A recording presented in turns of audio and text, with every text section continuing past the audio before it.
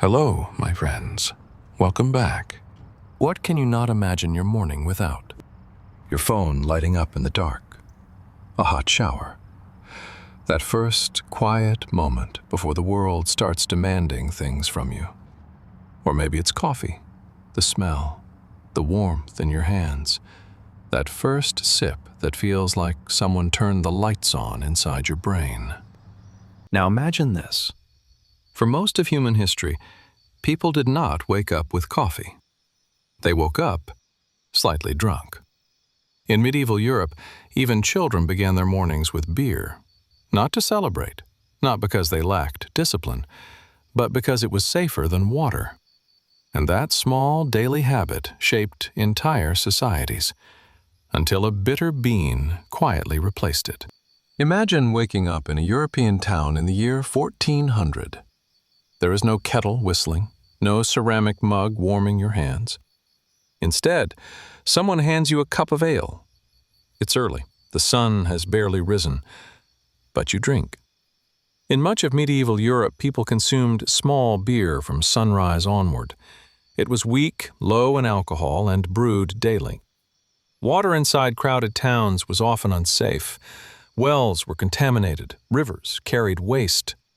Brewing required boiling water, which made beer safer than drinking straight from a stream. So people worked, farming, hammering iron, selling goods, with a mild alcoholic haze humming quietly in the background. This was normal, practical, necessary. But it also meant mornings were soft, slower, slightly dulled. Humanity functioned, but it did not operate at full mental clarity. Now imagine replacing that with a drink that sharpens the mind instead of softening it. That shift would change everything. It did not just change mornings, it changed how humans think. Breakfast across Europe often meant bread and ale. In colder climates, heated beer with spices. In wine-growing regions, diluted wine. Meanwhile, in China and Japan, tea had already shaped entire philosophies of ritual and awareness. But in Europe before the 17th century, clarity was not the morning standard. Alcohol is a depressant. Even weak beer reduces reaction speed and softens focus. In a largely agricultural world, that was manageable. But as cities expanded and trade networks grew, something new began to matter: attention. Contracts required reading, navigation required calculation, financial markets required precision. The world was becoming more complex, and complexity demands clarity. You may know the story of Kaldi, the Ethiopian goat herd who saw his goats dancing after eating red berries. It's a charming legend, but historians cannot confirm it. What we do know is this: coffee originated in the highlands of Ethiopia. Long before it was brewed, people used the plant in other ways. They crushed the cherries and mixed them with animal fat to create energy-dense travel food. They brewed tea from the leaves. Coffee was fuel before it was a beverage. By the 15th century, coffee had crossed the Red Sea into Yemen. There, Sufi mystics needed help staying awake during long Nochniye prayers and devotional rituals. They began roasting the seeds, grinding them, pouring hot water over the dark powder. The result was something radically different from alcohol. It did not slow the body, it sharpened the mind. For the first time, large groups of people had access to a drink that increased alertness without intoxication. That was revolutionary. By the 16th century, coffeehouses appeared in cities like Mecca, Cairo, and Istanbul. These were not taverns. They were spaces for conversation, music, poetry, and political discussion. Authorities grew nervous. In 1511, coffee was put on trial in Mecca. Some leaders feared it encouraged independent thought and social unrest. It survived the trial, and it spread. When coffee reached Europe in the early 17th century, it was first seen as exotic and suspicious. Some clergy called it the bitter invention of Satan. But curiosity prevailed. Coffee houses opened in Venice, then London, Paris, and Vienna. By 1663, London alone had more than 80 coffee houses. They were nicknamed penny universities. For the price of a cup, You could listen to debates about science, politics, or philosophy.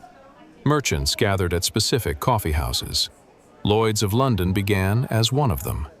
Coffee did not create capitalism, but it perfectly fueled it. Deadlines, contracts, calculations, early meetings, all demanded clarity, and clarity demanded coffee. This shift was subtle, but profound. Instead of beginning the day mildly intoxicated, people increasingly began it stimulated, from softness to sharpness, from haze to focus.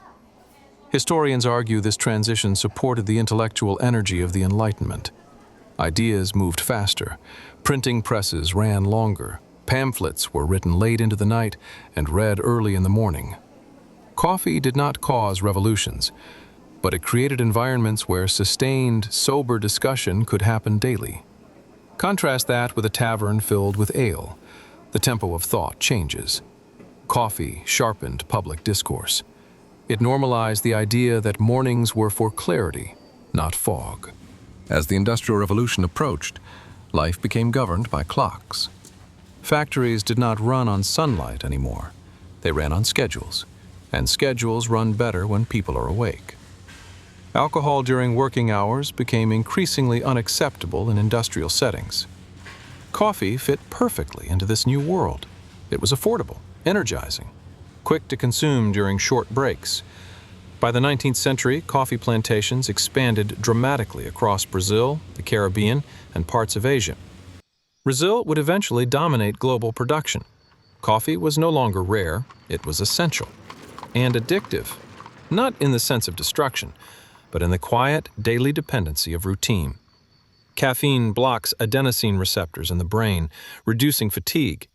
It increases dopamine signaling, enhancing focus and motivation. For societies built on work, efficiency, and growth, this was invaluable. Coffee became the drink of modernity. But this awakening had a cost. The expansion of coffee cultivation relied heavily on enslaved labor, particularly in Brazil and the Caribbean during the 18th and 19th centuries. Indigenous communities were displaced, forests were cleared. Even after slavery ended, harsh labor systems persisted.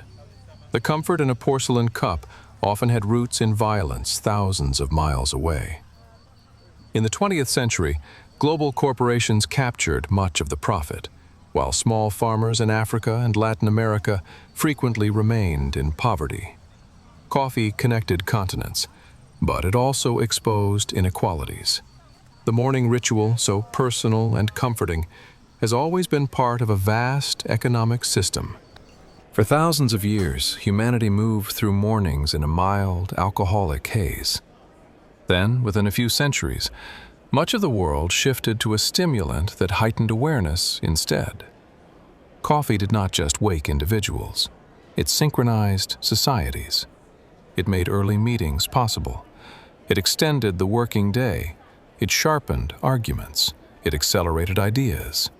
The modern world runs on deadlines, and deadlines run on coffee. So tomorrow morning, when you lift your cup, remember, you are not just drinking a beverage. You are participating in one of the most important mental shifts in human history. A small, bitter drink replaced beer at sunrise and quietly helped build the world you live in. Coffee is more than ritual. It is the fuel of an alert civilization.